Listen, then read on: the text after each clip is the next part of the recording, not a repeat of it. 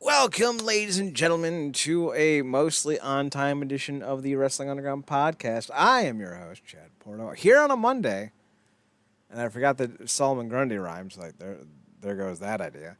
Joining me, as always, is Marcus Green. He was dead on a Friday, reborn on a Saturday. I forget, man.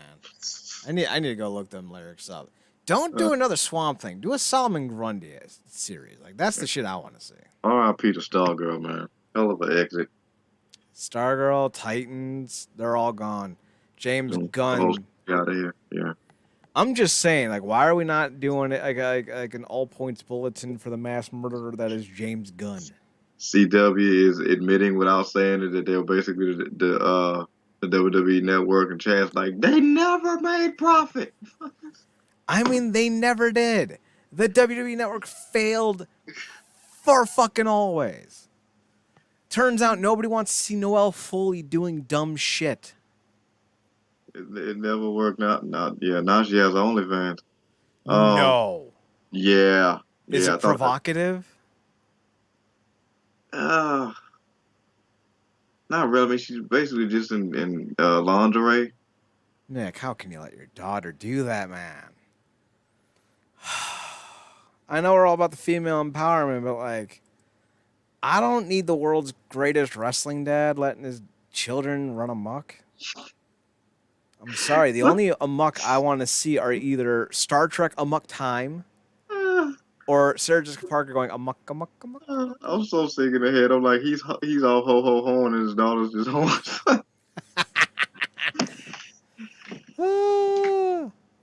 I think we have an over-sexualized society, and I would like to not see it that way. Also on today's show, we're talking about Playboy.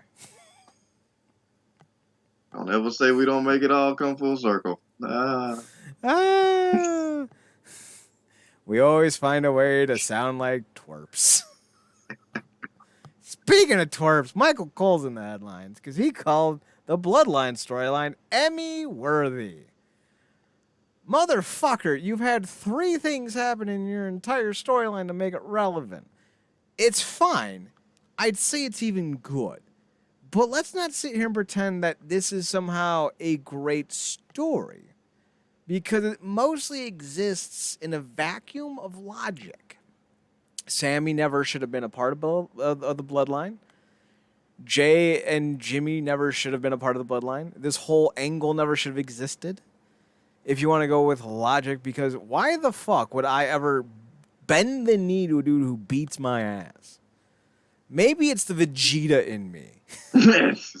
But if someone beats my ass, I'm going to go turn Super Porto and then come back and look for a fucking beatdown in revenge. And you know how I'm going to turn into a Super Porto? I want to be a Super Saiyan. That is exactly how it happened in canon. And what did he say when he was flying to the fight scene and he realized Piccolo was super Namekian? Explain this! Oh, yeah. You, too strong. Explain.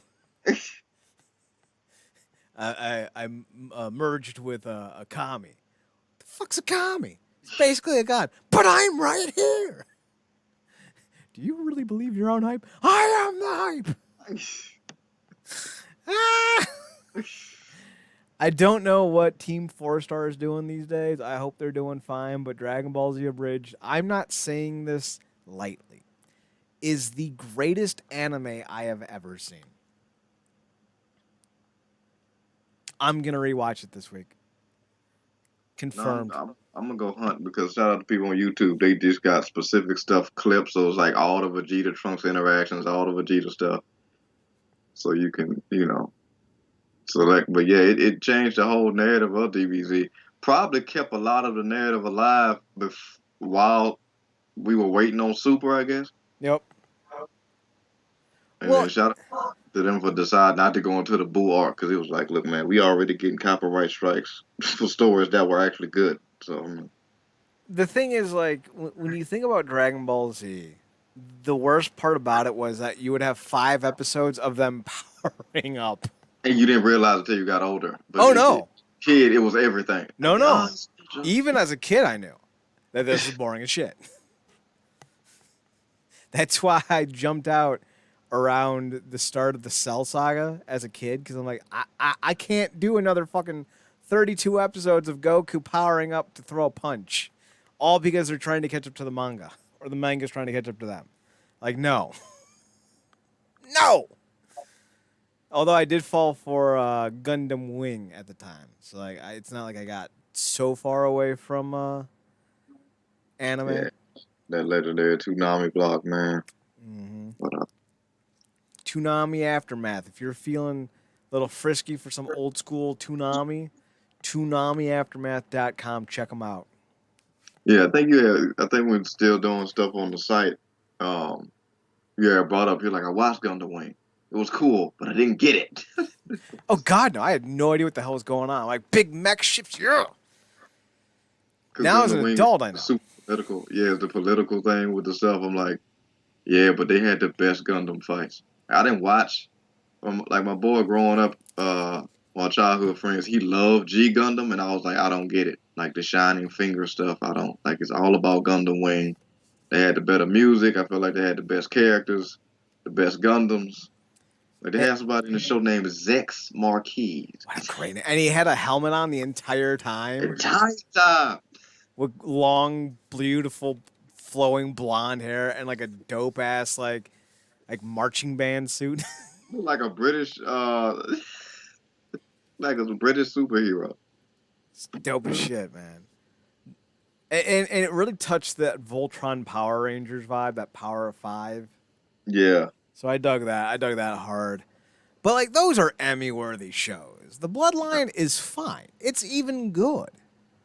But we have been deprived of such good wrestling storylines for so long that apparently people are overreacting to this, because when something is telegraphed, I don't know if you can say it's really good, because the whole thing of a story is that when you have that big crescendo moment, it's either built up to so it's earned, i.e. Sami Reigns at WrestleMania, or it comes out of nowhere that it shocks you and it makes you question everything you've seen.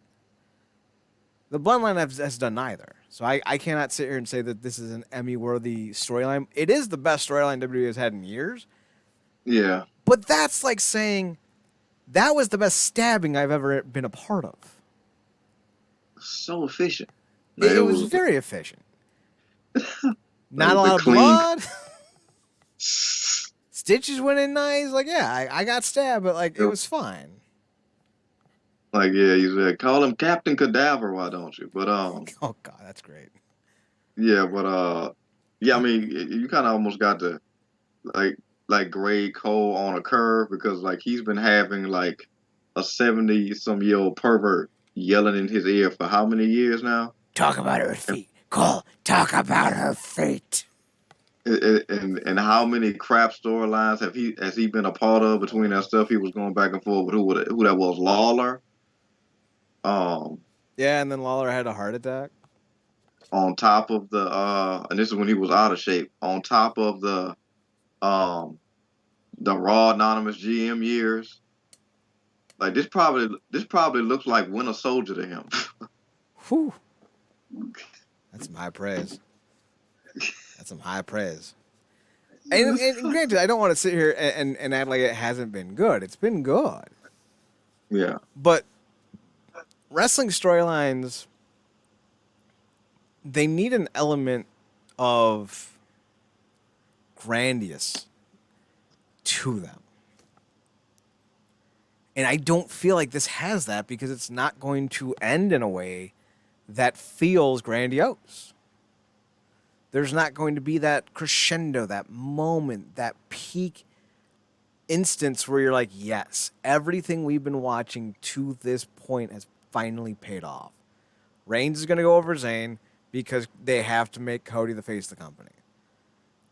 Like, imagine having like the trio in Endgame. You have Iron Man, Captain America, and Thor. And like, instead of getting like Captain America getting Mjolnir and like fighting Thanos one-on-one, like what happens if it was like Miss Marvel just comes out of nowhere, snatches Thanos with her big giant hand and squashes him into oblivion?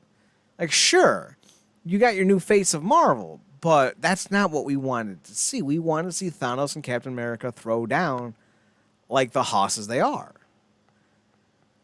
And yeah, we're going to get Zayn versus Reigns, but it's not going to be what we want because it's going to end so pathetically. Zayn's going to lose. Reigns going to go to WrestleMania and face Cody Rhodes. And then at best, you're going to get Zayn and Owens versus the Usos. And I don't, like, why the fuck does this company have to be so perpetually stupid so always? Yes, this is a great storyline, but it's going to end miserably because we have to put Cody over. Because, lol, Cody wins. Lol, Cody solved racism. I don't want to see Cody do his stupid kicks. That dude is Christian Cage 2.0. Like, I'm good. I don't need to see it at WrestleMania. I'm not even the same guy, and it's like, anyone better than Cody. Mainly Jay and Sammy Uso. Damn it, I did not just... That was Freudian. Jay Uso and Sami Zayn. You'll always be a real Usi to me, Sammy. You'll always be a real Usi to me. Marcus, do you want to see Cody Reigns? They just tried to put in some emotional work tonight between Cody and Paul while making it personal. It's always weird because everything with Cody going against people involves his dad, and the minute somebody brings him up, he does about the cry face. Which is ironic because that's the face I make every time he wrestles. Which didn't used to be the case. High No. praise for the guy you had a few years back. Yeah, but, I mean, once you solve racism, I feel like, all right, time to go home. Once he showed the magnificence of pure interracial I mean, listen. coupling.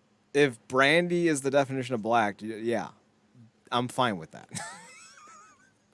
Like we can have that discussion on the new Pornhub channel.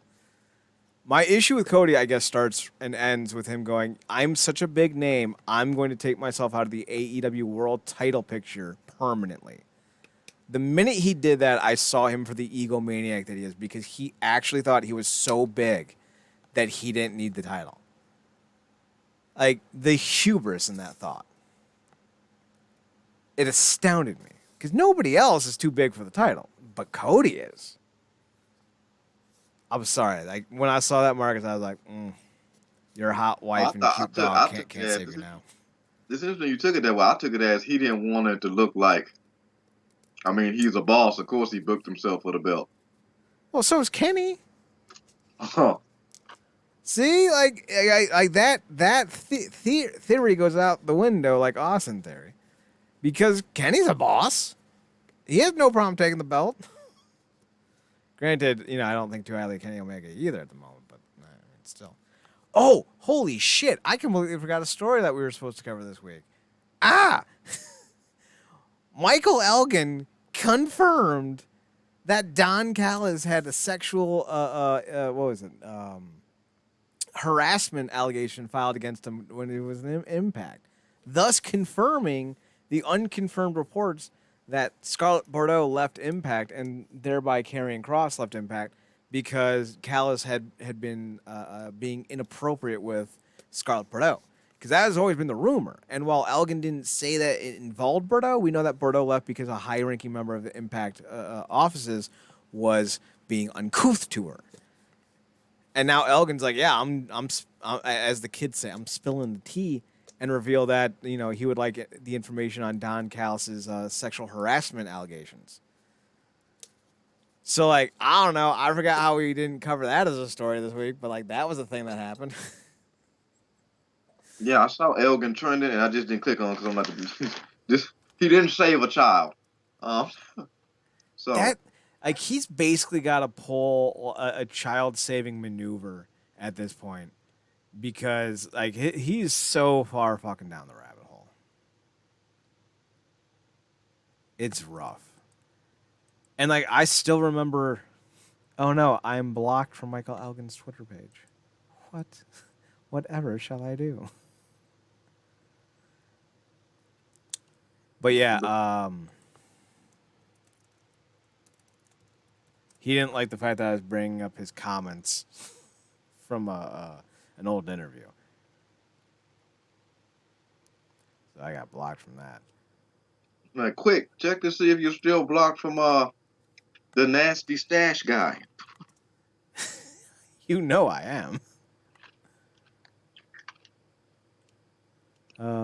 Let's see. Let's see if I can find it. Or did he rebrand like you said? Now he's an intern of Joe Osteen. Oh, jeez. Oh, jeez. That dude needs to be punched in the face.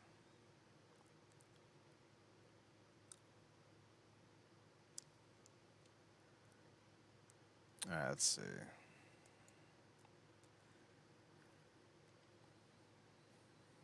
Like, hello, my kind friends. I'm always here for you until you actually need shelter and I'm nowhere to be. I mean, how dare Marcus? When it comes to Joel Olstein, I completely understand his point of view. Why would he want dirty peasants to soil his church's floor that his people paid for? Oh, wait. Because he's a Christian. That whole helping people is kind of part of the thing. Never mind.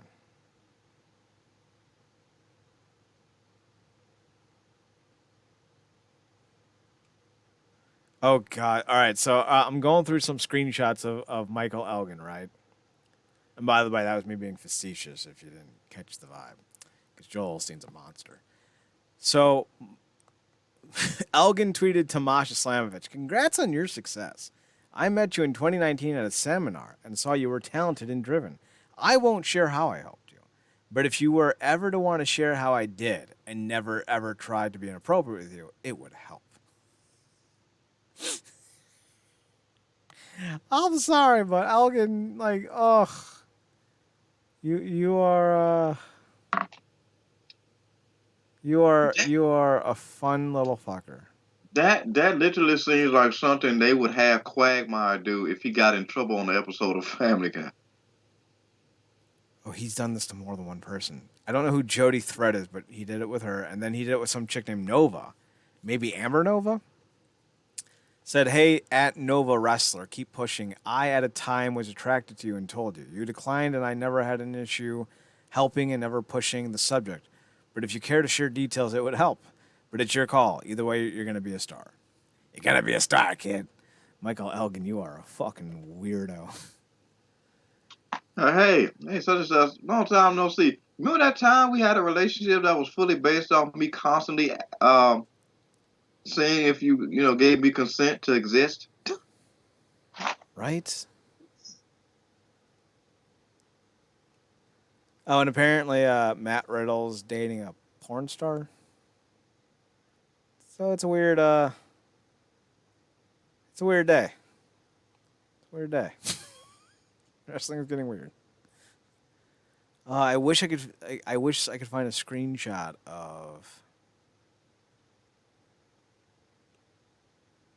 Michael Elgin talking about Don Callis.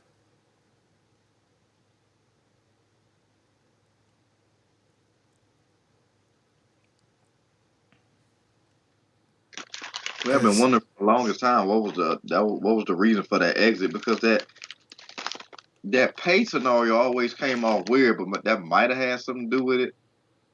And maybe it did, because if Callis was in charge of that particular thing and he wasn't having or getting his way, if you will, that could have played a part. Well, Elgin got fired because of the whole speaking out movements against him. And then he's sued for violation or a breach of contract.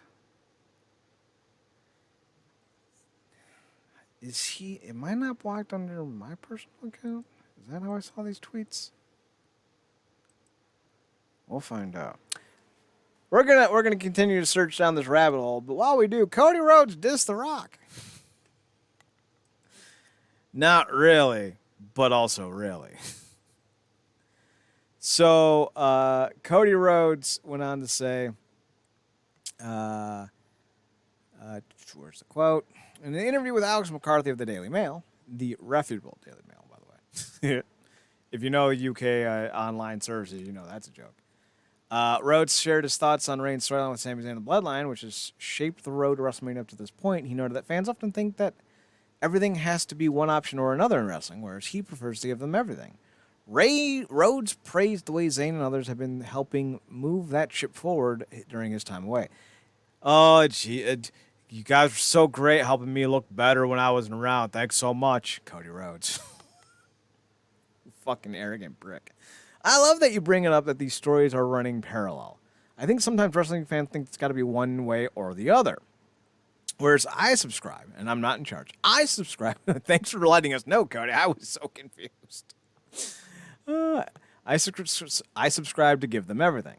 That's where it really takes smart planners and creative individuals on how you layer it. But it's very important, and this is something I learned when I was away, that if someone's doing great and they're entertaining and helping move the ship forward, I would say Seth Rollins is another example on Raw. He was another when I was gone who's really changed and continued to carry Raw on his back. He hasn't changed. He's the same gimmick he's been doing for 3 years. What the fuck? Have you not been watching the product? Fuck. It's like, what's that fucking punter's name again? Pat McAfee. It's like Pat McAfee all over again. You must be talking about pure performance because it's taken into the fact that he's, Nazi Humper and all the other stuff. Not to mention that time where he went on this rant as a champion, like, "Damn it, I'm selling asses and seats." Not really, kid. So, Joe Harris is trending on Twitter, and I don't know why. I just saw a screenshot of Joe Harris and then like something to do with Hitler. I'm like, wait, what? Oh, I like no. Joe Harris. Like this is concerning. But some people just do that. Like whenever it's like a white person in the NBA, they always just go with the hardcore racist idea. I don't know. Also, that's hilarious. That came up considering who we just mentioned. Well, I mean, yeah, Seth Rollins. His fear. Sorry, his girlfriend's fear. Seth Rollins is not a Nazi. He just fucks them. I want to be accurate with my takedowns. Cody goes on to say, with all the respect in the world to one of the GOATs. Can we stop saying that, by the way? Can we end GOAT? You can just say one of the greatest. That would work. One of the all-time greats. That works, too. I don't know why that bugs me so much. I guess because we're talking about a Brahma Bull and we're referring to him as a GOAT. I don't know. With all respect in the world to one of the GOATs, The Rock, it looks like the options we have here within the roster are even better because of the stories that are happening, Rhodes said. One story about finishing something that started in 1978, 7 years before I was even born, and another story of really the tragedy of being welcomed into the bloodline and then what you saw unfolds. I think with the amount of time between now and WrestleMania, it's important I keep my eyes squarely fixed at WrestleMania, squarely wrestling for the WWE Undisputed Championship, and as you hinted, that may not be against Roman Reigns. Margus, 1, Dusty never won the WWE Undisputed title, so I don't know what the fuck you're trying to compete for. Number 2, a storyline did not start in 1978. It started January, whatever, when you won the Royal Rumble. Like, Jesus Christ, you are not the savior of pro wrestling. Stop pretending you are. Are you as annoyed with Cody as I am? He's always an interesting one to watch, talk, whether it be like in character or out of it in interviews, because there's a layer of authenticity there, but also like you said, it's peppered with some form of arrogance and having a chip on the shoulder, which I get, particularly coming back to the company where the last thing he did was, kind of clown show, I guess, from his perspective. But yeah, I get it when it comes to The Rock because I guess in Cody's mind, and he's right to a certain degree, the show should be sold by the stories that's been being told all year building up to the show. Like, in a way, I guess he's saying what we've been saying, you shouldn't have to pull a Rock in last minute to make the show sell. Because you basically tell your roster, but Vince did this for years, that, all this work you've been putting in to get to the show really hasn't mattered, so we kind of got to go, we got to pull a Taker or a Goldberg or an Austin or, to make stuff pop. And I think when Brock mentioned that he wasn't in shape, I think people took that out of context. The man's always in shape, but wrestling shape and regular shape is two different types of shape, which we've talked about extensively here. So I get what Cody's saying. It just anytime he says something, it doesn't necessarily always come off the best because of the way he words it, and I guess the energy he comes off with it with. He's got this air of superiority that I find to be off-putting. I think that's the best way to describe my distaste. And it used to come off so genuinely, and that was like the whole reason I repped for the dude, like in Ring of Honor, in Impact, on the Indies when he did that All In show with Magnus or Nick Aldis. Like that was like all that was great. But let's say that every day you see a dude donate a lunch to a homeless person, right? You're gonna think, wow, that's a really selfless dude. But then you follow him home and you find out that he writes it off on his taxes every day for twice the amount that it's worth. So he's not doing it out of the kindness of his heart. He's doing it to benefit himself. That to me is Cody. Cody used to come off as a very, very genuine, very humble, very decent dude. But the more you saw him when he had control over his own creativity, the more you realize that he was an egomaniac. And now you kind of understand why Triple H didn't want to deal with his ass, because at the time when Cody left, it was, Triple H is just as bad as Vince. But then you see how Triple H is willing to build up so many other stars, and you start to think, maybe it wasn't Triple H, maybe it was Cody. And I'm not going to sit here and say that I didn't pop when Cody destroyed the throne. But now in hindsight, it's like, wow, that was a dick move. Because Cody's kind of been outed. So, okay, this isn't the exact response, but here's what we have. No, it is the exact response. So on February 2nd, Michael Elgin tweeted out, please release the investigation you did into allegations against me. Please also release the investigation you did on sexual harassment claims against Don Callis while he was employed. And he tagged Dave Meltzer, PW Insider, and Sean Ross Sapp. And he has an email attached to it. His email to Impact says, hey, hello, it's been a while, lucky I'm still alive. I would like to know who in Human Resources I should get in touch with to get the records of the investigation into accusations made against me. I look forward to your response. Sincerely, Aaron Frobel, professionally known as Michael Elgin. Scott Demore replied with, good morning, Aaron. The company's decision to not utilize you in further programming was not based on any investigation beyond the public disclosures and your responses their throw at the time. Yours truly, Scott Demore. And then somebody replied on Twitter, mostly Jeff Innately. Hey, Don Callis, you should respond with one of your cute quotes about how you're too rich to sexually harass people. And Michael Elgin responded with, yeah, at Don Callis, anything to say, or that NDA your accuser had to sign for her release to not allow you to talk either. So, I'm not saying that Michael Elgin is a good person. I'm just saying that his Twitter account is full of very interesting things right now. Also on today's headlines that I forgot to put on, Maxwell Jacob Friedman defends Zachary Wentz. I don't know what Zach Wentz did to be dubbed an anti-Semite. Oh, because of the photo. That's right. That Kimberly. Okay, never mind. I remember now. MJF said, part one, everyone's afraid of talking honestly, so I will. Zachary Wentz isn't an anti-Semite. I lived with him. The fact he's not on TV right now because a girl who got caught lying about abuse couldn't handle a breakup and posted a photo of him doing something in jest is wild. Part two, when a wrestler who shall remain nameless keyed my car and called me a insert Jewish slur, Zachary went out of his way when everyone else turned a blind eye to check in on me. The court of Twitter can sometimes get dirtbags out of the industry, but the court isn't always right. And Elgin seems to retweet that with 2 YouTube links that I will not be clicking on and a GoFundMe page. Oh, Michael Elgin. We're going to need to do a deep dive on this next week. This is like, there's so much here. Yeah, it's because this stuff about Elgin has been circulating for a while, but now he's trying to, like, it's, Titanic's going down. I'm not letting these life rafts get out either. Yeah, it's interesting. about that MJF quote because we know how committed he is to that particular character. Well, maybe that's just who he is, partly. But interesting hearing him, I guess, come out of that for a couple seconds to actually speak on somebody's actual character.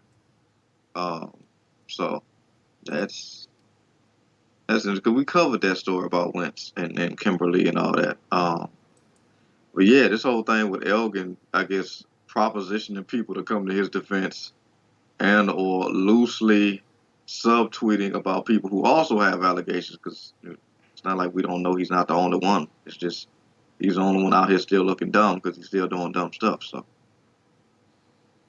They're not wrong. Kevin Love is trending, and my heart can't handle it right now. Kevin Love's going on with love. He might get traded, Marcus, and I don't know how I feel about that. But you know how I do feel? I feel quite a way about people like Seth Rollins. I think they're Nazi fuckers. Jar Schreiber had Nazi paraphernalia, and you know me. There's only two acceptable reasons to have Nazi paraphernalia. One, you're a Nazi, in which case I don't need to like you. Two, you killed the Nazi and took it off their cold dead corpse. There's no World War going, so if you have Nazi paraphernalia, you're a Nazi. I don't know any person in the world who did not scalp his own Nazi, who owns Nazi paraphernalia, who isn't a Nazi. It's kind of one of those things where it's like, maybe in the 1950s you see a dude with a bunch of Nazi stuff and you go, hey, did you kill a bunch of Krats and take that? You did? Ha! What a hero. Now in 2020 or whatever year it was when Jar Schreiber posted photos on her Instagram of her Nazi-themed headboard in her bedroom and her other Nazi paraphernalia, like, yeah, you are a bad person. And Seth stuck his dick in that while he was engaged to another woman. So, you know, Seth Rollins can go fuck off. Like, you can improve as a person, and I will make room for you to make improvements. But Seth is still that same prick. He's just finding targets that are less despised than he is. Not to pile on, but since Oh, no, pile on. Dog pile, my friend. Dog pile. remember that wife of his, that friend of his who was a wife at the time that he was I guess send some friendly photos to. Yes, the same woman. I think he sent those photos to Jar Schreiber, and his fiance at the time was the one that leaked them because she busted his ass for cheating. Oh, I wasn't talking about either one of them. Wait, there was more leaked photos? When we talked about, I think he sent some to Celeste Bonin, aka Caitlyn. Let's look up the Twitter machine. The Google machine. And her husband was like, I'm going to wring his little neck when I see him. And she tried to, because we talked about it, she tried to play it off like that's just how Seth is. Right. Yes. Like, Yes. PJ Braun, the ex-husband of former WWE diva Celeste Bonin, has accused Seth Rollins of sending her images of himself in the nude while they were still married. This is also the dude that didn't. I don't think he called Will Ospreay autistic, but somebody did. Or did Will Ospreay call somebody autistic? Hang on, let's find out. Will Ospreay autistic insult. Google, what do we got for me? Oh, okay, it's ELP, El Phantasmo. Oh, no. This is from 4 years ago. Oh, no. According to TJWrestling.net, Will Ospreay has come out as autistic. Wait. I can't make this up. Oh. Oh. I was not on the Ouija board. That was to insult him. I wasn't. So in a discussion with Renee Paquette on the Sessions podcast, I'm glad she dropped the oral sessions because that was pervy. Will Ospreay discussed how he found out he had autism and ADHD and how it hampered his early education. So yeah, this is legit. Fucking hell. Oh. So the autism thing, I went to a doctor. I went through a doctor thing. I think it was in the start of 2020. The pandemic kicked in, and I never wrote back. I do feel I'm on the spectrum, but I haven't had the guarantee. The other two I got diagnosed. The other one I've still yet to have answers for. The wait list is fucking long. Even if I did have it, I don't see it as a detriment. I see it as a superpower. All of us autistic kids were so much better than regular normal people. We can look into shit and do it. To all the autism kids out there, we're top. I feel like that's like the inverse of shaming someone for being autistic. Like you don't need to glorify it. You don't need to put down others to raise yourself. I don't know. Maybe Will Ospreay is just a dick. But so is Seth Rollins. Because Seth Rollins is constantly getting in people's faces. First it was saying he doesn't want that disease CM Punk in WWE. God forbid, Seth Rollins ever take accountability for the damage he's done to other people. CM Punk has only ever advocated for wrestlers' rights.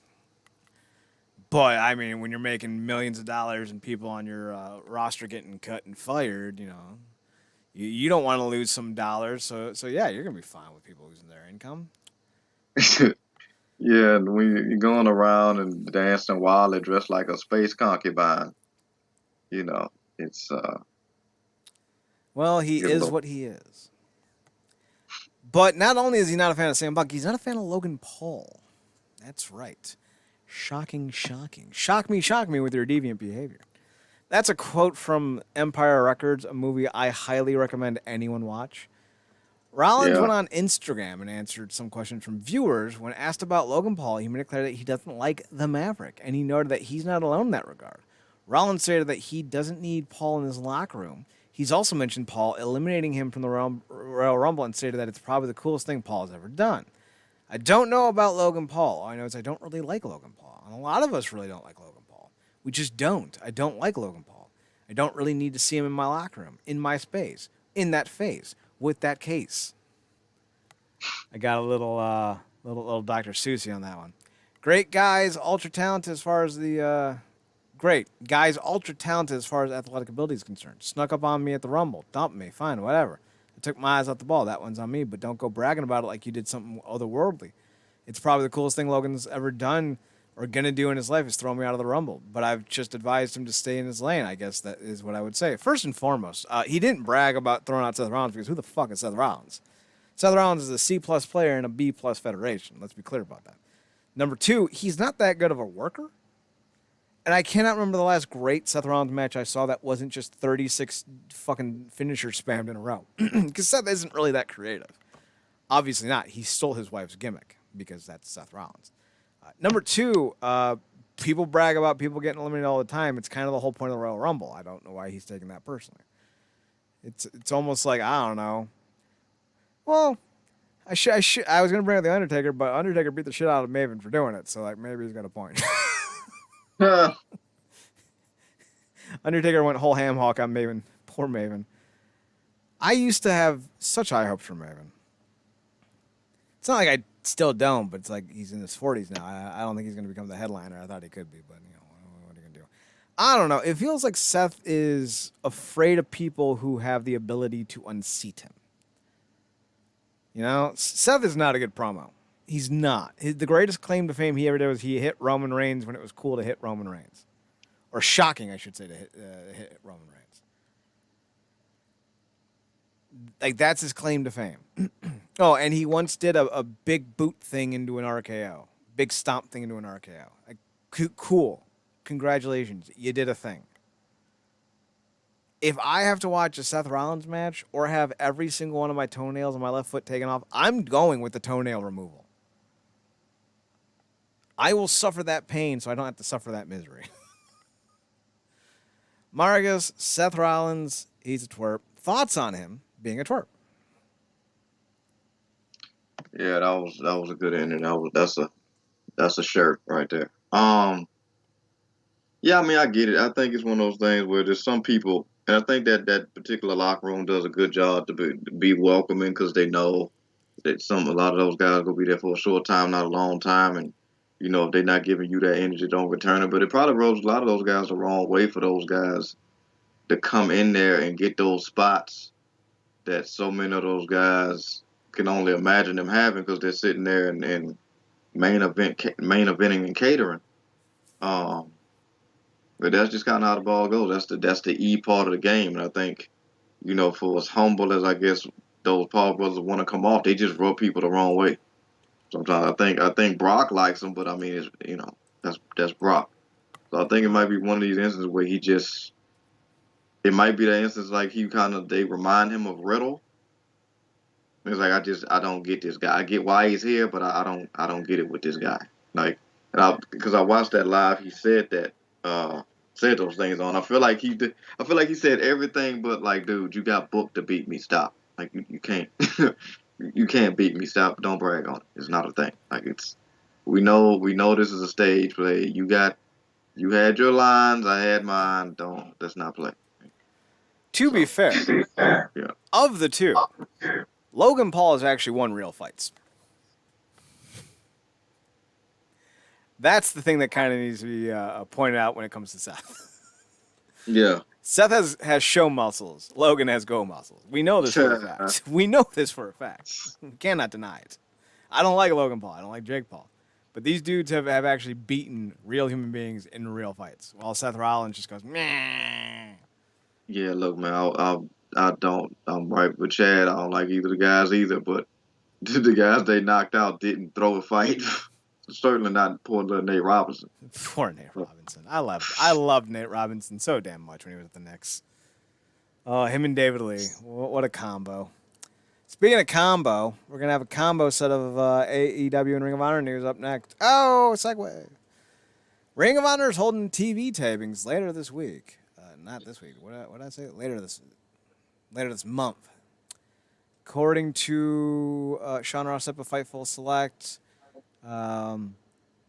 talent has been told that Ring of Honor will hold TV tapings in Orlando, Florida during the last weekend of February. Sapp cited talent who shared their assumptions that they would be held at Universal Studios, which is where AEW typically holds AEW Dark tapings. Voices of Wrestling previously reported information about the dates. To confirm this even further, I don't know all the names off the top of my head, but I do know that Wheeler Yuta is one of them, and I think Willow Nightingale. They were pulled from dates on the last weekend of February from another promotion, so that seems to go hand in hand with them setting up this specific weekend at the end of February for them to do dates. Are you interested in watching what the Ring of Honor TV product looks like, even though it's going to be on Honor Club?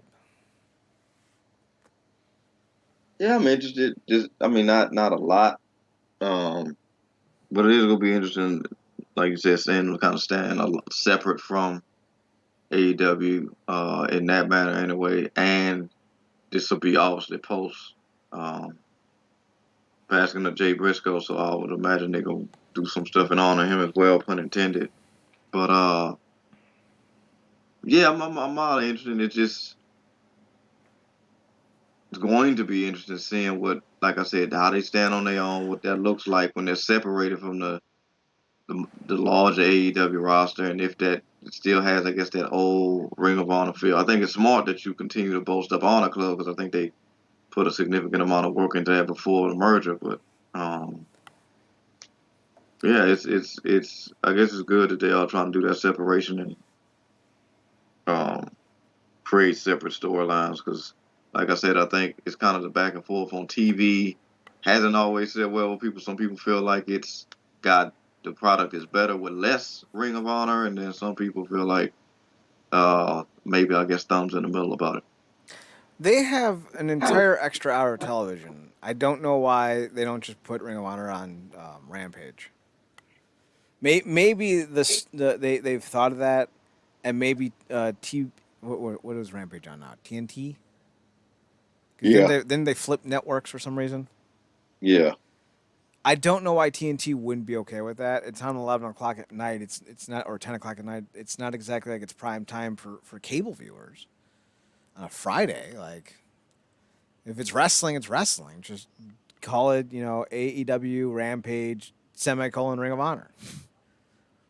Like, I don't see why that's a hard thing to do. But, there are talks of apparently them doing their own streaming service for AEW. So maybe that will have something maybe come into play, I would imagine.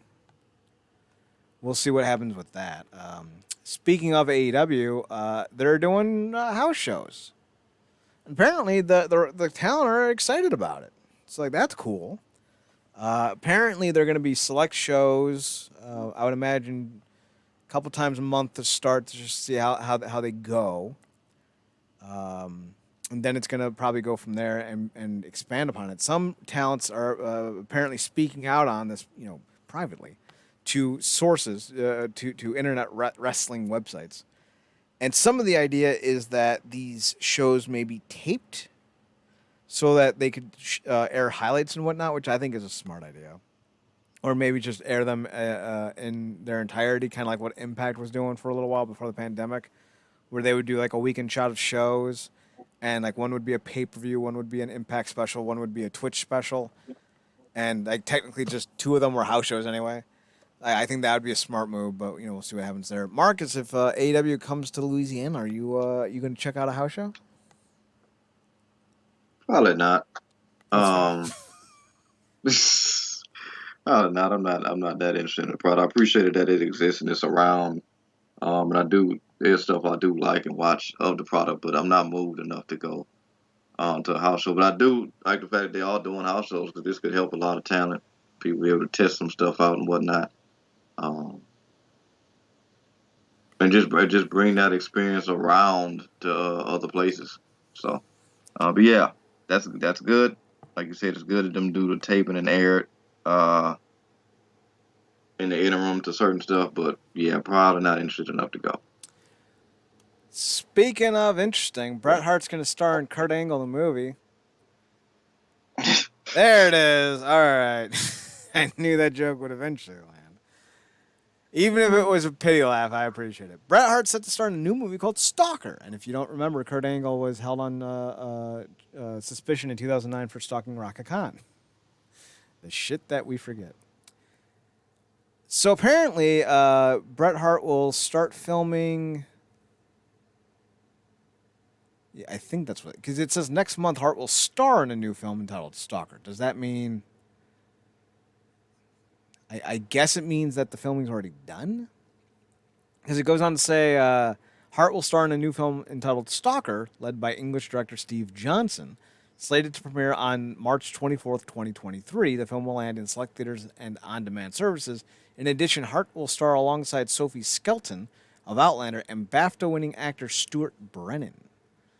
The Gravitas Ventures distributed thriller synopsis is as follows. A broken-down freight elevator precariously hangs dangerously high, trapping a young woman inside with her stalker.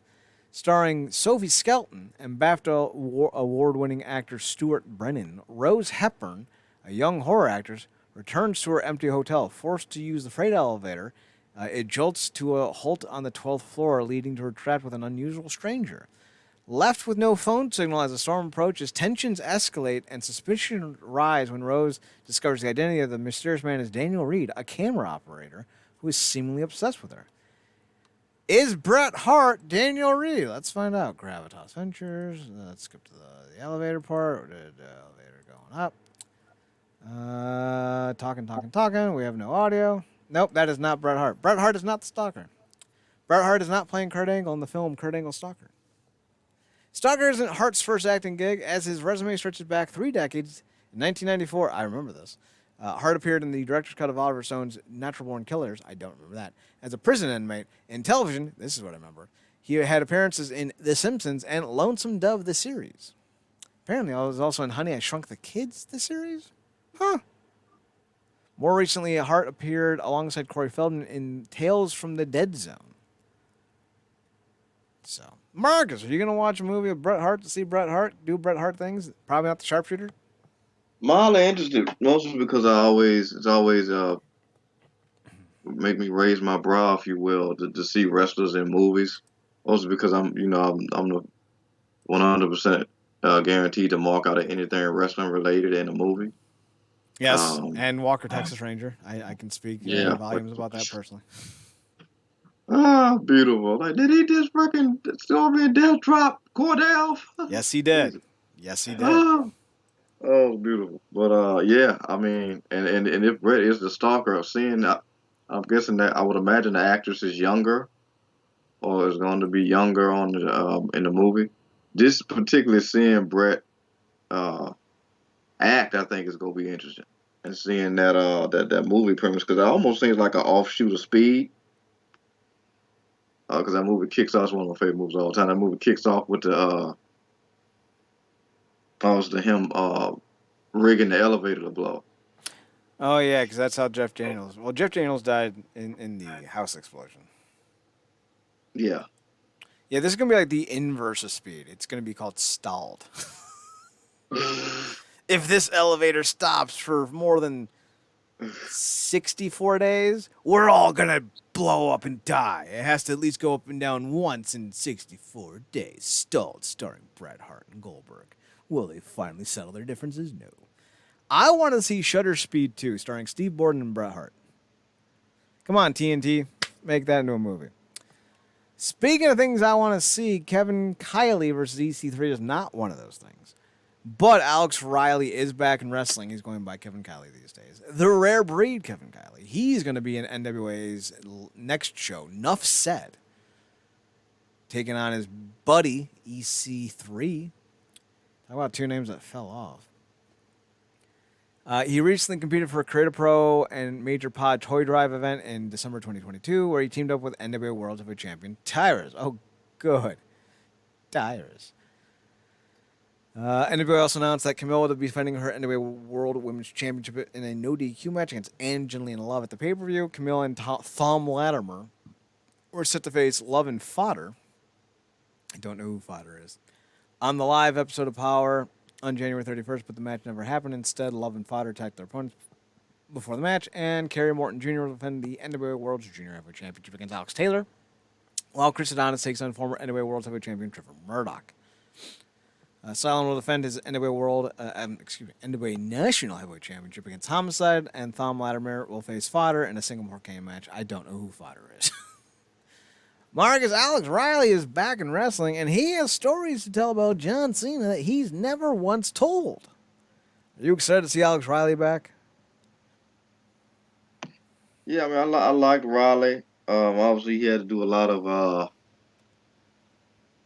guess, background work when he was tagging with The Miz, but that was, I think, a genuine time for him. And then he went out on his own, and I think he did a lot of stuff on either main event or stuff like that. And he looked good and had a lot of solid matches. It looked like he was getting better, but that kind of phased out. So I am glad to know he's back performing, because I think it was something that he really liked doing. So that being said, I want to say to go out my way to see it. It's not helped that it's in NWA, but glad that he does have some place to perform. But between him being in NWA and then being anywhere near Tyrus, it's almost like did you really come back at all? I guess you could say that if you don't like the NWA, you can say it to your face. Ah. I worked for that one. I didn't earn it. That one was bad. Speaking of earning things, May Valentine has landed the cover of Playboy. This is 2013. We all know it is. Apparently, Playboy is still a thing. Marcus and I actually had a conversation off there, and I kind of want to go a little further into it. The idea of a subscription magazine has legs as far as a collector's item, but really you should be using the Playboy banner or really anything in that regards to sell things, merchandise, clothing, what have you. And I feel like if Playboy really wants to up their ante, they should not be landing some chick from the NWA that no one knows. They need to get the starlets, the big names. They need to get people who don't often get nude on Instagram. I mean, I know that reduces numbers pretty significantly. And that Venn diagram of noteworthy would make people buy the products and get people invested in the brand. But, I will say this. May landing it is noteworthy enough to talk about. Obviously, we're talking about it on there. I don't know if she's going to lead a revival of the brand. She isn't someone that I find very interesting to watch. I think she's Brazilian. So the fact that she speaks English as well as she does is remarkable. But Marcus, they gave her an interview segment when she could barely speak English. And I gotta know, what was Billy Corgan thinking, because that was bad. Are you interested in picking up the May Valentine cover Playboy? You know, in all the years as a wrestling fan, of all the Playboy covers I could have physically picked up. This will not be it. No, because it's just not, it's not one of them things. Like them years when the Divas were doing them. I'm not saying I have Christy Hemme somewhere hoping man. to sign it. I'm just saying I have Christy Hemme somewhere hoping she'll sign it. Hey man, Tora Wilson, Candice Michelle, Maria Kanellis, Christy Hemme. We're just talking about our favorite wrestlers. This has nothing to do with nudity. Absolutely. I mean, we respect the Playboy brand, and everybody knows those people mostly picked up those magazines for the interviews. We are Christian boys, and we believe in Christian things like reading Playboy for the men's health aspects. Now I know when I need to get my prostate checked. Thank you, Playboy. Absolutely. But yeah, it is interesting that they chose well, like you said, it also is impressive with the, you know, her accent, and then, you know, her being Brazilian and then being good at English as she is. Not always the thing. We don't always see people care to fully acclimate to a new language. So, but I will see if I could find it somewhere. But I don't know about physically picking up a copy at this point. I don't even know. I guess you would have to go to like either buy it online or like go to like a physical location, because I don't feel like that's something they just have on the shelves at the CVS. Not anymore. They used to, though. Yeah. Not that I would know that. So, May's from Brazil, and she used to be a journalist down there. So that, you know, even though I find her to be almost unwatchable on NWA television, I still give her credit for at least trying to do those segments in English. That being said, I don't think she's very charismatic at all. Secondly, this is not the first time she's appeared in the buff. So you can find those images on Google if you want. She's darker haired, so it's going to be a little bit jarring, but it is her. You can easily tell it's her. They have matching tattoos. And that to me is another kind of sticking point. I'm not a big lot of tattoo guys. So like for me, it's one of those things where like I don't really see her in the light that would, you know, inspire me to want to go pick up the magazine. We all have our own toasts, our own tastes, our own wants. May doesn't hit mine. Though that said, the cover where her tattoos aren't everywhere, that's a fantastic looking cover. And here's the part that, you know, I was raised by somebody who did construction. I love the aesthetics of the room she's in, with these big long blocks in the wall. I'm sure these are like an actual technical term. I don't fucking know. These gold, I don't know what those are called. Those gold things down there that run behind, like it's very picturesque. I know the words to describe it, I just don't know what the hell they are. Trim? Is that it? Is that the official word? The gold trim? So they found a nice location to shoot in, at least. So, you know, that's pretty cool. Wait, Yeah. hang on. Is this not even Playboy America?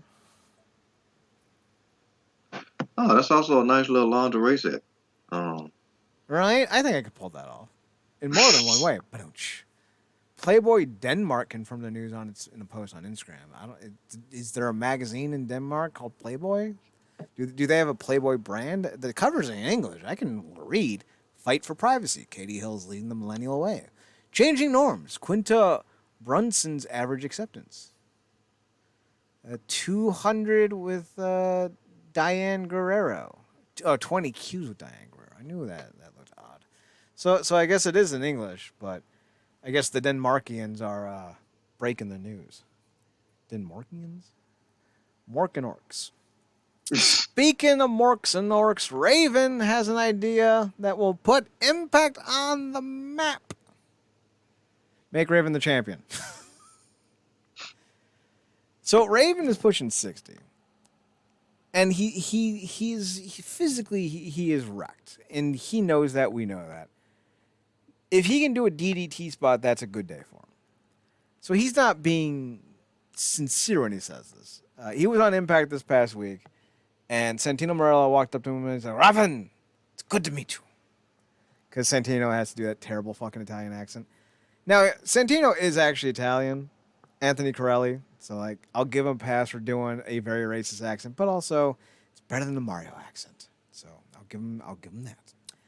But so he sees Raven, sits down, and he wants to know if Raven has any advice for him. And Raven says, "Make me the champ." He says, "People show up to see me. People need to show up to see the champ. Make me the champ. People will show up to see me as champ." And that logic cannot be argued with.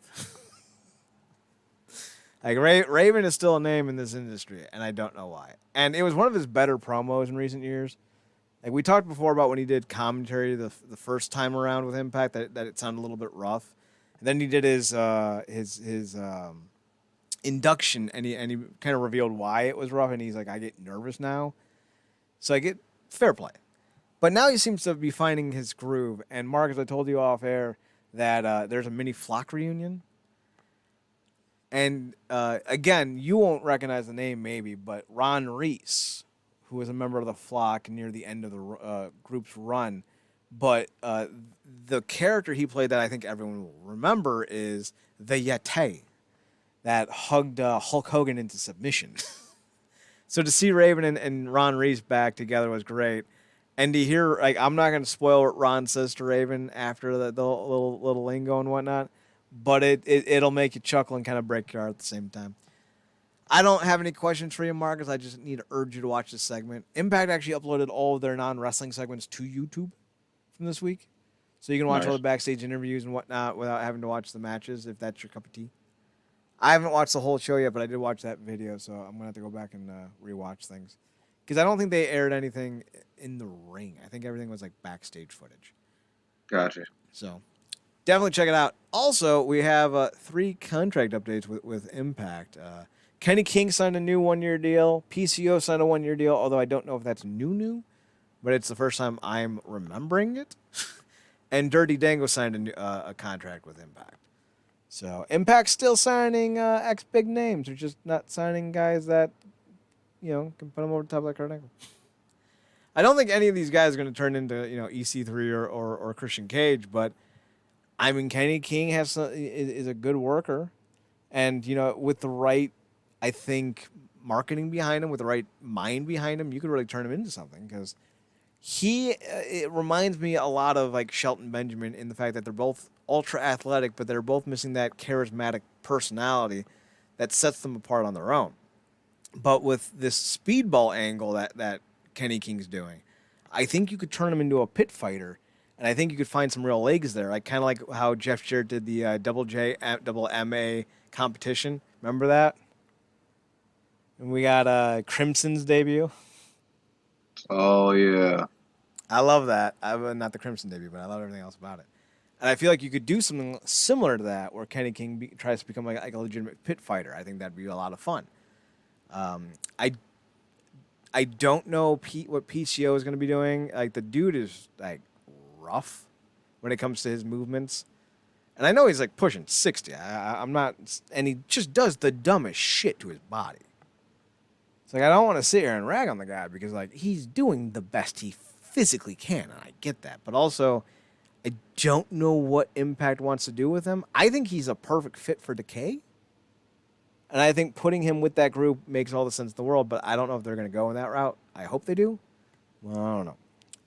And Dirty Dango's doing stuff with Santino Marella. He's trying to become, I forget what he called himself, the DA to Santino's DOA, or like Junior DA or something like that. Like, he's trying to be Santino Marella's buddy, and Santino doesn't want anything to do with him. And it's kind of entertaining. I won't lie. They have really good chemistry with one another. So, that's something. And apparently Tasha Steele has requested time off from Impact. She did not work the last 2 tapings. So hopefully everything's all right with her. Marcus, of the 3 names, who do you have the hope for, or who do you have the most hope for to turn into something special?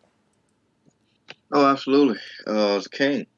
King. I've been a fan of King since, um, when he first got started in Impact years ago, and then, followed in the Ring of Honor, and then, it was cool to see him back in Impact. He's always been intriguing to me, great talent in the ring. Um, he's always been a great agitator and that sort, but like you said, he has been, of all the elements that he has to his game, naturally there is certain key elements in terms, like you said, of character that's kind of just been waiting to ball over. And maybe it is something, like you said, that presentation of him being a pit fighter or just something like that. The great thing about somebody like King, and great comparison you made with Shelton, it's not a lot of things that they're missing. It's just a few quirks here and there, because in-ring studs, absolutely, but certain little things that'll draw you in that you can cling on to, like you see with somebody like a, LA Knight, if you will, that just put them over the top. Make you tune into them even when they're not performing. So I think King has been showing a lot of signs of that, particularly in relation to what he's done coming out of Honor No More. So I'm glad that he, came back to Impact and looking to stay, and maybe, we see him go after the X Division again or the world, but like you said, grow with that personality flair that he naturally comes with. So, he can go to the next level. Okay, Marcus, I thought of the perfect storyline, but it's a little racist. I'm still going to pitch it. I just want to preface it that I understand that this may not land with everyone. So Kenny's looking for a tag team partner, much like, what's her name? Big, tall chick. Can't remember what the fuck her name is. You talking about the Giselle? Yeah, Giselle Shaw. So you're basically doing the same gimmick. So Kenny's looking for a tag team partner, can't find it, but he eventually starts looking for ex known wrestlers. Right? He starts reaching out, and eventually Charlie Haas comes in, and Charlie's so excited. Man, I'm so glad I got your call. Let's do this. Let's reform world's greatest tag team, Shelton. And Kenny's like, I'm not Shelton. And then Charlie goes, you black? You wrestle. You tag with me. You Shelton. And that's the whole gimmick. It's like that joke from, have you ever seen, the hell is that movie called? With Paul Rudd and Sean William Scott? Oh, I'm blanking on it. Babysitters or role models. You look like Ben Affleck. I look nothing like Ben Affleck. You white? You're Ben Affleck. Then you get to the end of the storyline and realize like House is suffering from a very mild sense of dementia. Oh no. I know we were going a little rough angle already, but like, did we have to go that rough? I had to offset it. I had to offset the mild racistness because a lot of people not gonna understand that Shelton reference. And then I'm not talking about in relation to House. I'm talking about like the Vince. Thank you, Shelton. That's what I immediately thought about. Like, did you confuse fucking Mark Henry for Shelton Benjamin? Jesus Christ. Oh my God, he did, didn't he? When was it? Like 2010? Something like that at a mass meeting. I'm like, who that? First off, how you miss Mark Henry? He's three Sheltons put together. Like, come on. Or was. Now he's a bit svelter. Speaking of people I don't know why they gave a fucking segment to where he talks, Mark Henry, he's never been a great promo. Like, he's fine when he's doing, like, Busted Open and stuff, but, like, him doing the whole, it's the main, like, I don't think that's, I know it's his shtick. I don't think it's a good shtick. I like Mark Henry. Like, man, we weren't doing the podcast during his Hall of Pain run, were we? I mean, I know I was. I don't know if you were a part of it yet. No, I wasn't a part of it yet. But yeah, that's when he was peak. That's when he was peak. And then of course everybody always brags about the pink coat retirement. No, that was trash. It was telegraphed. The minute John Cena came out for no reason, I'm like, oh, he's turning. Like, you don't change the status quo. Like, if you want to get me, bring everyone out. Bring everyone out. And then have John go in to hug him, and then you hit him. Because that would have been awesome. But, ugh. Like, how many times has he interacted with you as an opponent, and now John has this random black guy as a friend? Right? Like, John finally has his first black friend, and it's Mark Henry? You're retiring, and the only person that your speech emotionally struck a chord with was the guy in the jorts. I'm just saying it was a bad idea. Poorly executed. Like, it was a good idea, I should say that. The execution was poor though. It was fucking Well, poor. Just the and worst. me and Chad, me and Chad despise bullies for people that's new to the show. But Mark Henry as a bully, like tossing people across like the engineering spot board, and like Mark was a goddamn menace. Like you think Brock was bad, like Mark and what that was 2016? No, I think No, 2011. yeah, it's like 2011, 2012 is because he wrestled. I think Ryback at like WrestleMania 29, and that was 2013. Yeah, 2011 when he got built up and then beat Orton and was finally the world champion. It was like the greatest thing ever.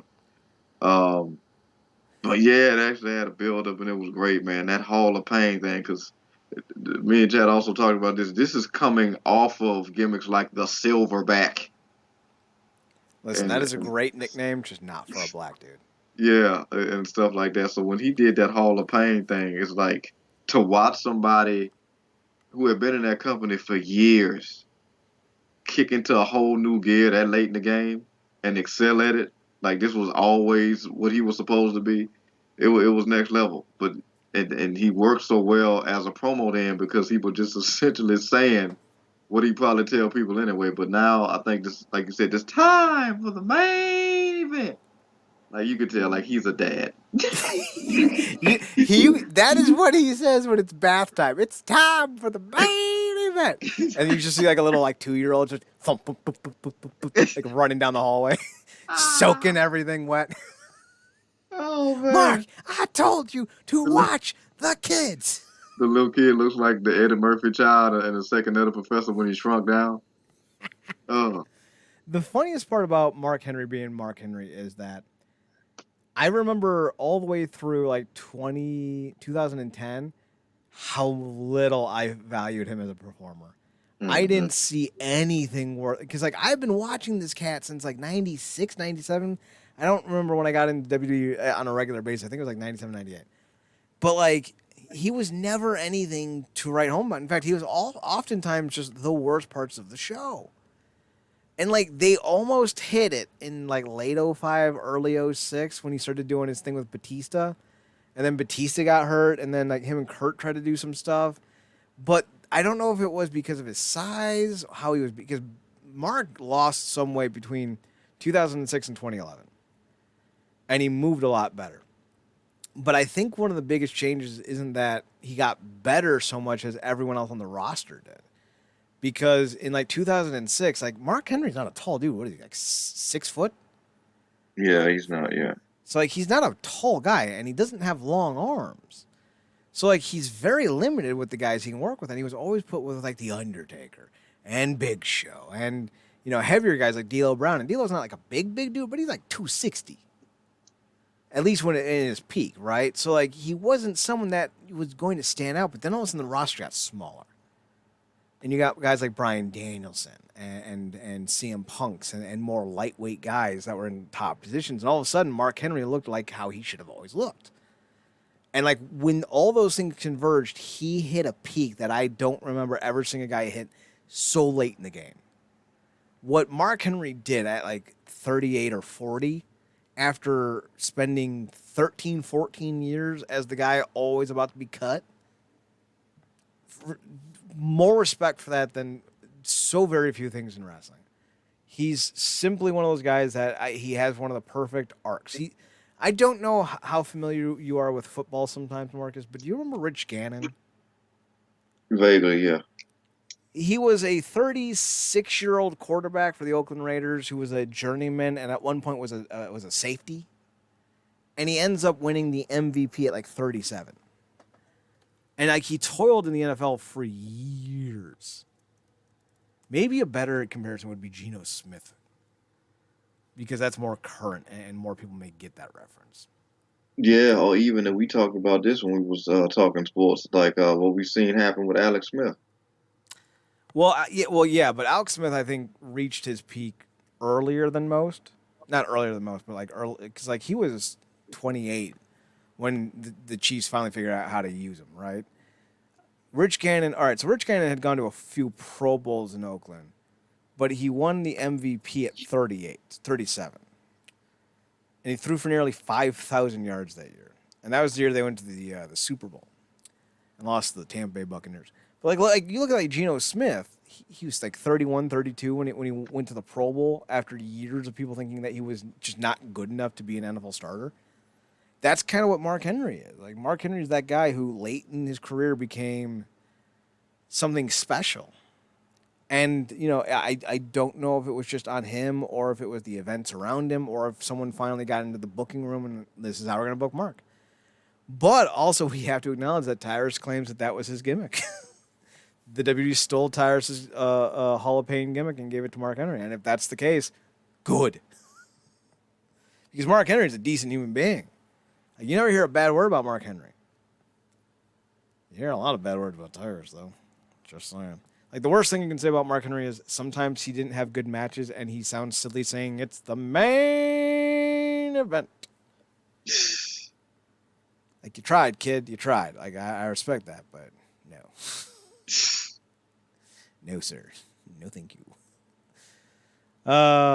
That'd be a fun show to do. Who came on late in life? I think Lashley's another person.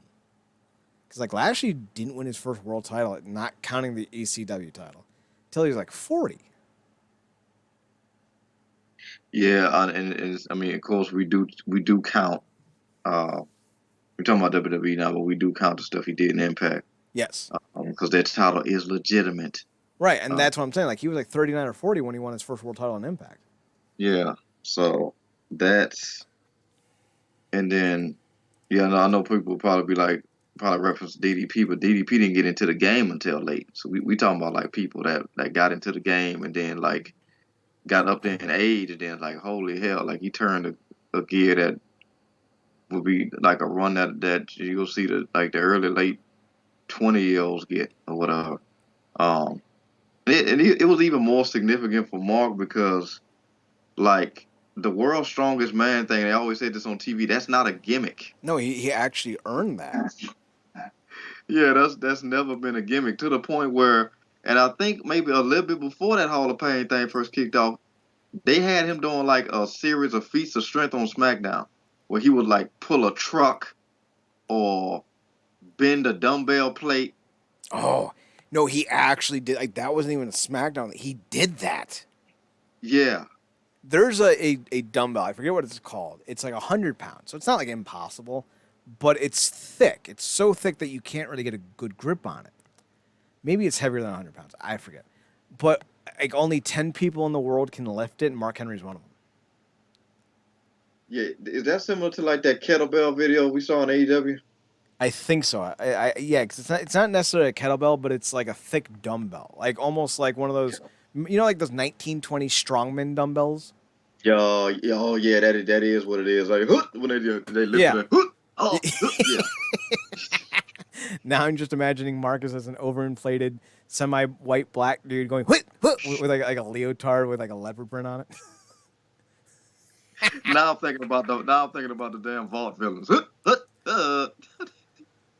At least if you were in the Vaudevillains, I would at least care. It's called the legendary Thomas Inch dumbbell. Is that what it's called? Yeah, I think only a couple dudes in AEW picked it up, but yeah, that thing is thick. I'm like, it's yo, 172 pounds. I'm like, most people's hands aren't even equipped to touch that thing. It's I'd like to try because I think I can get it up, but like the whole thing is like you have to pick it up, and then you have to do a motion with it. You have to put it over your arm, like not over your arm. You have to like lift over your head. It's like trying to do a one-arm deadlift, basically. Whew. Yeah. Like I can pick it up. I think I can pick it up, but I can't do anything more than that. And that's using full body muscles, legs, arms. Mm-hmm. Tap into the soul. Like somebody tell King Kyle I'm gonna have to go past a double on this KO again. KO what? Well, yeah, that's crazy. But yeah, but watching him pull that semi, like I said, I think they had him bend a frying pan too. Yeah, I think that was earlier though. Yeah. Because I remember he rolled it up. Yeah. Yeah. Like he just took and he started rolling it. And like the first two things that ran through my head is one, I can't do that, and two, that must have been a shit ass frying pan. Well, like I don't have a lot of money, and like I don't put a lot of money into a lot of things, but like the one thing I do have is I have a fucking cast iron frying pan. I can barely lift that motherfucker. Could you imagine trying to roll that like a fruit roll up? No, sir. Do they still make fruit roll ups? God, I hope they do. Marcus, when was the last time you had a fruit roll up? Apparently, fruit roll ups are still a thing. I think I lost Marcus momentarily. Back. There you are. Marcus, when was the last time you had a fruit roll up? Oh man, it's been years. Okay, so there's three options. You got your fruit roll ups, and those were fun because they always had like the little images that you could peel out. Uh-huh. That was great. Fruit by the foot, which was a foot long of fucking diabetes. And if you didn't try eating it all at once and when it was pre-rolled, or you unrolled it, took off the paper, and then re-rolled it, if you didn't try doing that at least once, you're a liar. Or two, Gushers. Which one was your go-to if you had to have one? Also, I tried all three, but I think I became accustomed to and started liking the Gushers. The tart, the sour. Yeah, I get that. I'm usually right there with you. I like the sour. I like the tart. Anything that has sour on sour or like a little bit of kick to the nuts, I like it. Like lemons and limes, I eat that shit just as is. Yeah. When I was at CVS the other day, I had to get my bag of Trolleys. Oh yeah, those little worm things. Yeah, man, I love them. Man, I go through a whole like one of those significant size bag in like about 3 days. 3 days actually is a stretch for me. I could probably wipe it in two. But yeah, it's If we're going sour foods, it's sour Skittles for me, and then sour punch or sour straws, depending on whatever. Because like sour punch and sour straws are the same thing, just different sizes. It's like that in that order. I tried the straws. Don't necessarily get along with the straws too well. How you all with the Sour Patch? Sour patches are too sweet for me. Not enough sour. Gotcha. Like they need to be a little bit more evil. But of the three, the roll-ups, fruit by the foot, and Gushers, I was a fruit by the foot guy. I just loved like just having that piece of food where I can like put it in my mouth and just slowly eat it as I watch something, and just have it dangle. I thought that was the funnest thing to do. Lance, did you ever like what was that candy? The dipstick with the sour powder? Yes, where you got like the little straw thing. I threw that shit out and just stuck my tongue in. I'm like, we're gonna fucking dance tonight, homie. First off, like this tastes like a piece of chalk, which is why they have you dip it. Yeah, if you just stuck your tongue in, yeah, you're gonna get hit with a lot of sour. But then again, they like nerfed how sour it was and stuff like that. I don't know. It was fine. And then they had these things where they'd have like, I guess these long pieces of candy on this like this thing, and it'd have an indentation on it, and you drip the sour juice onto it. I never did those. I'm like, okay, this is getting too childish for me. Right. Yeah, I just took that and dripped it into my mouth. Because there's no reason to do extra layers. Like, just give me the sour so I can inject it into my mouth. And then there was that weird era where we went from the ring pops to the baby bottle pops. Oh no, I skipped that trend. See, I went from I completely.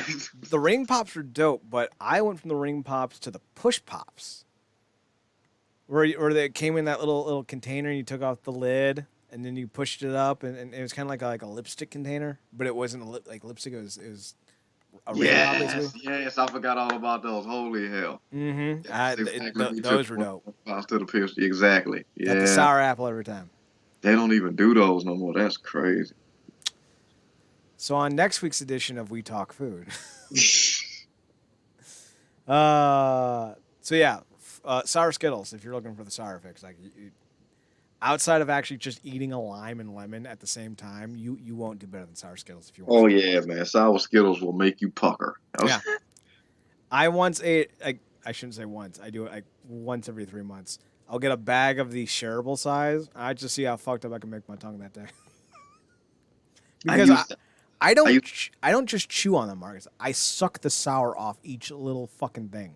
You too. I wait till they get soft and then I chew them because I'm always mindful of my teeth, even if I'm straight. I get that.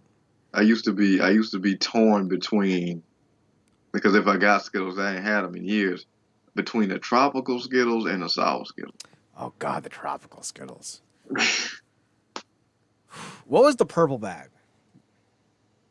Oh God, what the word? Mixed? Was it mixed? Is that what it was? Mixed Skittles? berries or something? Mixed berry sounds right.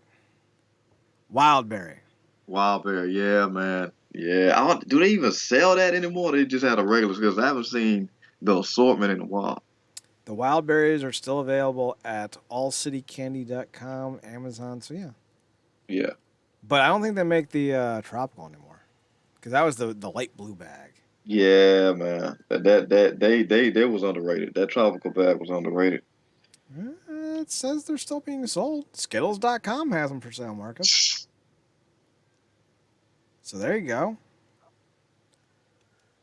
Great. Now I just introduced a new unnecessary food into your diet. I feel like a little responsible here. Now we talking about all these candies. Like, you know what go real good with some of these damn candies? A Sprite remix. Oh my goodness. Oh, Sprite remix, baby. If I die before 50, it was because of all the Sprite remixes I drank as a kid. Like, factually. Like, I'm not worried about the COVID vaccine. I'm worried about all that Sprite remix it put into me. Because, like, my goodness, I drank too much of that. I was like, man, like, tell us the mystery. I don't care. Speaking of pops, goddamn, this show has took a turn. We call them pops up here in the north. You heathens may call them sodas. I'm not saying you're wrong, Mark. I'm just saying you're wrong. But apparently, do you remember Sierra Mist? Mm-hmm. Pepsi. Yeah, Pepsi just because that was Pepsi's response to Sprite with Sierra Mist. They canceled it recently. Mm. And then they replaced it with something called Starry. Starry. And I'm like, this shit is Sierra Mist with a different name. That's fine. I get one of the sugar frees. It's fine. They also kept the coloring. Yeah, everything's the same. In fact, it looks more like a Sprite bottle than anything. Sprite's Stefan, Sierra is Urkel, and Starry is Myrtle. Oh, no, you did not. Then who's 7-Up? Carlton. Still, the greatest tagline in commercial history is "Make 7-Up yours." No. 7-Up is Steve's thug cousin. Wait, he has a thug cousin? Look it up. Steve Urkel. Let's not Google thug. Would you like to join Fox News Network? No, I would not. Hilarious. So he's basically the same he's played by the same actor but with dreads. Yeah. Okay. Wait, was there a female Steve Urkel? That's Myrtle. He played all of them. Oh.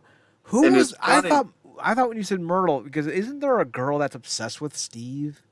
That's Myra. Myra. Okay, Yes. I got those two confused. And it's funny because when he started doing Myrtle, the network, or it was a rival network or somebody else on the network, was like, if we get this girl from this show, we can rival the Urkel thing. Not knowing that he was playing her too. That's too fucking funny. Oh, that's hilarious. Yeah, but it was Myra. And shout out to, because a lot of people, in the hindsight of the show, they're like, why the freak didn't he go with Myra? Right? Myra was gorgeous. Myra was like, basically him that's... with a vagina. Like, it's like, what is it? Dude, that fucking smile. Oh, she died. Yeah, I Michelle. think I knew this, actually. Yeah, I think she had stomach cancer. Yeah, That's rough. yeah. Yeah, because like I remember seeing her, and I always had a thing for her, man, and like that's why I never liked Family Matters because I'm like the hottest chick in the world wants your babies, and you're going after this fucking mid. What you're supposed to be a genius. What are you doing? She looks a lot like Kerry Washington. Nah, yes. I think that's one of the reasons why I liked Michelle Thomas so much because like she and Kerry Washington have that very expressive smile and those deep dimples. Well, this show got fucking depressing. Thanks, Marcus. Going off of the epic candy discussion. We will have another epic junk food discussion because there's a new Dorito out, and I'm really wondering why they think they need to have anything more than nacho cheese and Cool Ranch. I think chips as a whole have peaked once Cool Ranch was invented. Not even just the tortilla chip. I mean all chips peaked. But that's for You next know, week's show. it's funny because I hopped on the Dorito train late. I used to be a Dorito hater Really? because I didn't do the 'cause I'm pretty sure we done all went to the corner store to do the cut this Dorito bag on the side and pour cheese over No, we have not. No, that is not a thing that we've all done. it. Damn it! The relatability is the thief. Marcus just outed himself. God damn it! Welcome to my world, Yost. But Marcus, I will not sing unless I hear a song. I will not dance unless there's music. And I will not put cheese on top of my Doritos. I just won't.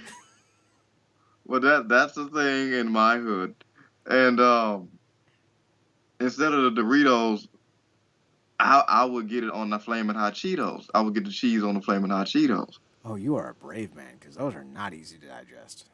Yeah. I won't do it as an adult now. I'll tell you that. But unless I'm just having one of those days where I'll be like, I need to do something about this depression. But I'm going to yeah, burn it alive. yeah. But Cool Ranch is like its own experience. That's so good. I don't even know what it is. Like, you can say it's ranch. I don't believe you. Yeah, it's like little fireworks sparkles on the chips. So I don't know what you call that, but okay, we'll go with Cool Ranch. There was a new flavor, but I can't find it anymore. Yeah, Maybe it wasn't that new. Doritos is getting kinky with some of these. Yeah, they have a flaming hot limon. It's lime, but whatever. Flaming hot cool ranch. They have a flaming hot nacho, and then they got the 3Ds, which are spicies. Like they're really just trying to corner the market on like, yeah, we'll give you blood in your stool. You're not wrong though. Like, some of this heat is like it's a ghost pepper, but we're telling you it's southern heat. We're gonna call it sweet and tangy, but we both know it's not. Yeah, so it's spicy something, chili, unique barbecue, flamas. Like you said, Flamin'. flaming hot nacho. Wait, is Like that you what? said, Does it actually say nacho? Because that'd be too funny. Apparently, there's a ketchup and mustard one. yeah. I'm like y'all I just missed honing that the one. brand. Now y'all just honing the brand. Well, I'm about to run to my corner store once we're off there. So, like, if I can find whatever the flavor they just have up there, I'll let you know. 'Cause Okay, it was nacho. it might be limon.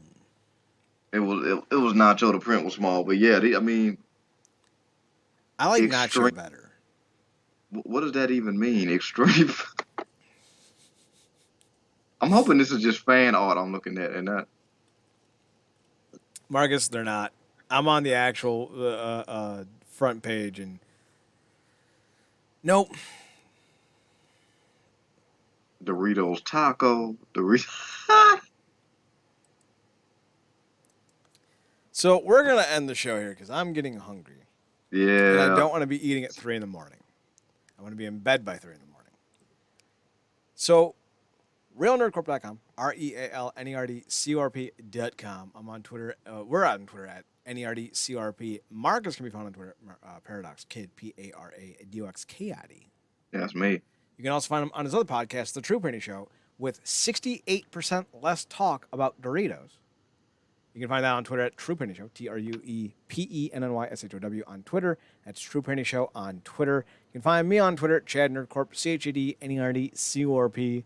And you can find me on the internet, Chad's photo at ChadSPHOTOHUT. The website's realnerdcorp.com, RealNerdCorp.com. We post all our shows to the website and then to YouTube, so that's a thing. So check that out. We'll be back next Monday for another edition of the Wrestling Underground podcast. Thanks for tuning in. Thanks for checking us out. Thanks for giving us a chance. Remember, as always, to watch more wrestling. And Marcus, take us home. Good night.